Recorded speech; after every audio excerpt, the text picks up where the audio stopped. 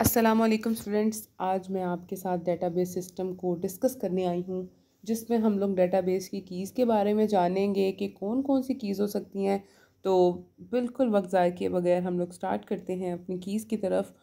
और इससे पहले मेरे चैनल को ज़रूर सब्सक्राइब कर दीजिएगा, ताकि मैं बहुत सारी चीज़ें, बहुत सारे कंप्यूटर के फैक्ट्स आपके साथ शेयर कर सकूँ। So let's get started. सवाल आता है, what are keys? A DBMS key is an DBMS is a database management system. Key is an attribute or a set of attribute which helps you to identify a row, tuple. अच्छा, रो को tuple भी कहा जाता है और table को relation और table ये दोनों एक ही नाम है। तो अब आपने इनमें कंफ्यूज नहीं होना। रिलेशन टेबल को कहा जाता है और टपल रोज को कहा जाता है। They allow you to find the relation between two tables. Keys help you uniquely identify a row in a table by combination of one or more columns in that table. ये कहा गया है कि attribute जानते हैं क्या होते हैं? एट्रीब्यूट हम लोग कहते हैं किसी की प्रॉपर्टीज़ को, किसी के इंस्टेंसेस को, किसी के डाटा को। एक एट्रीब्यूट या सेट ऑफ एट्रीब्यूट्स जो कि आपको बताते हैं कि ये रो और कप टपल या फिर ये जो रो है ये कौन सी है। ये फर्दर आप कीज़ की डेफिनेशन जो है बहुत अच्छे तरीके से मेरी नेक्स्ट कीज़ की जब मैं समझा रही हूँगी इनकी टाइप्स, तब आप बहुत अच्छे से कर सकेंगे। तो अब हम कीज़ की टाइप्स की तरफ जाते हैं।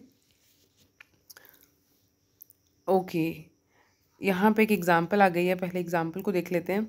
एग्ज़ाम्पल में कहता है कि ये एम्प्लॉय आईडी है।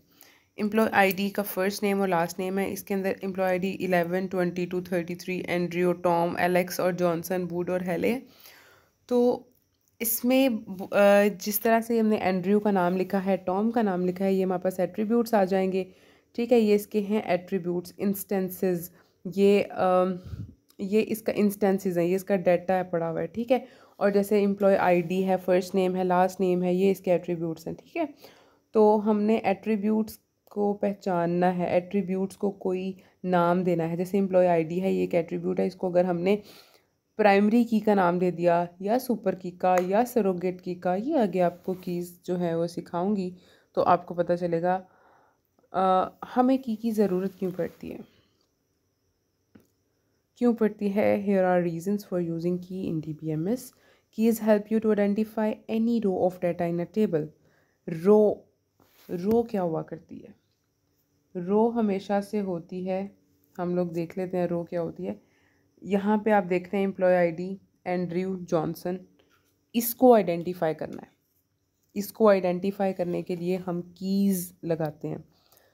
हमने अगर 11, 22, 33 इस वाले कॉलम को प्राइमरी की कह दिया ना, तो जिस वक्त भी जाके हम कहीं पे भी सर्च करेंगे 11, तो उसका ये सारा डाटा आ जाएगा। एंड्रियो है, उसका लास्ट नेम जॉनसन है, उसका ईमेल आईडी ये है, उसका फ़ोन नंबर, जो जो चीज़ें आपने डाटाबेस में स्टोर करवाई होंगी।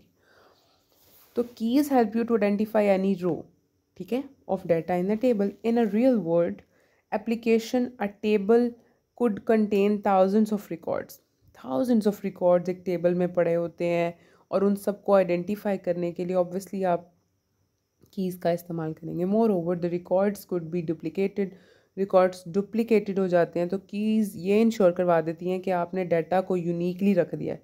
कोई डुप्लिकेशन, कोई रिडंडेंसी, कोई ऐसी कोई चीज़ जो है वो उस डाटा के अंदर नहीं है। तो ये कीज़ बहुत ज़्यादा फ़ायदेमंद हो गई ना। allows you to establish a relationship between and identify the relation between tables, help you to enforce identity and integrity in the relationship। ठीक है, उसके बाद हम लोग कीज़ की तरफ आते हैं। तो ये वेरियस काइंड्स ऑफ कीज़ जो हैं हमारे पास आ रही हैं, पढ़ लेते हैं। सुपर की, प्राइमरी की, कैंडिडेट की, अल्टरनेट की, फॉरेन की, कंपाउंड की, composite key, surrogate key, and these are 8 keys, mainly 8 keys. तो अब हम इसकी तरफ जाएंगे। सुपर की क्या होती है? सुपर डुपर की। अ सुपर की is a group of single और मल्टीपल कीज़ विच आइडेंटिफाइज रोज इन आ टेबल। अब एक ऐसी सिंगल की या मल्टीपल कीज़ जो कि आइडेंटिफाई करती हैं रो को किसी भी टेबल में। अब हम देखेंगे कि जैसे कि हमारे पास ये लिखा हुआ है EMP/SSN, EMP/num, ये दोनों हैं सुपर कीज़। अब हमें अगर किसी का नंबर पता होगा ना तो हम उसका नाम आइडेंटिफाई कर लेंगे, उसकी बाकी चीज़ें आइडेंटिफाई कर लेंगे, या हमें SSN पता होगा तो हम उसका बाकी चीज़ें आइडेंटिफाई कर लेंगे।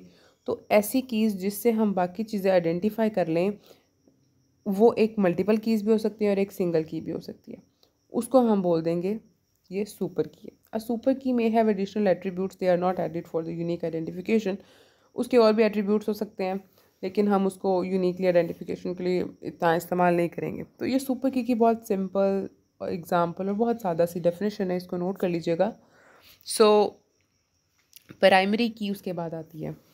प्राइमरी की सबसे इम्पॉर्टेंट की, बहुत ज़्यादा ER डायग्राम जब आप बनाएंगे तो देखेंगे बहुत ज़्यादा यूज़ होने वाली आ कॉमन और a column or a group of columns, sorry, in a table which help us to uniquely identify each row.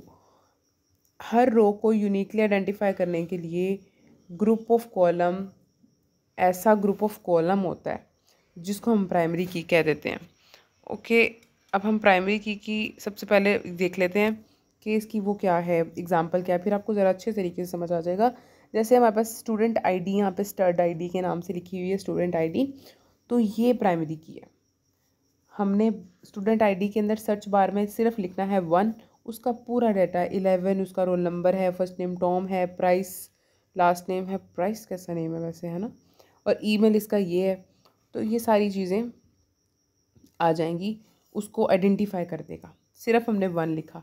अब स्टूडेंट ID एक एट्रीब्यूट है, इसका 1 2 3 4 5 6 ये जो जितने सीरियल नंबर हैं, अगर हमने स्टूडेंट ID को प्राइमरी की सेट कर दिया तो ये यूनिकली आइडेंटिफाई कर देगा बाकी सारी चीज़ों को। ठीक है, तो अब हम आते हैं, देखते हैं।